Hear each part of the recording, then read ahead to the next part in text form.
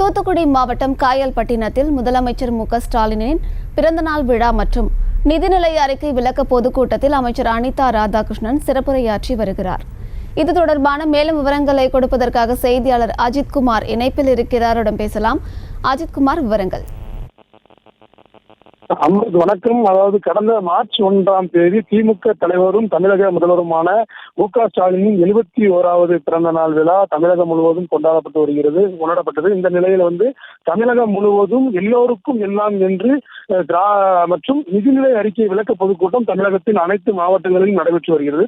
இந்த நிலையில் தூத்துக்குடி மாவட்டம் காயல்பட்டினத்தில் எல்லோருக்கும் எல்லாம் என்ற பொதுக்கூட்டமானது தற்போது நடைபெற்று வருகிறது. இந்த பொதுக்கூட்டத்தில் மீன்வளம், மீனவர் நலன், கால்நடை பராமரிப்புத்துறை அமைச்சர் அனிதா ராதாகிருஷ்ணன் சிறப்பு அழைப்பாளராக கலந்து கொண்டு சிறப்புரையாற்றி வருகிறார். மேலும்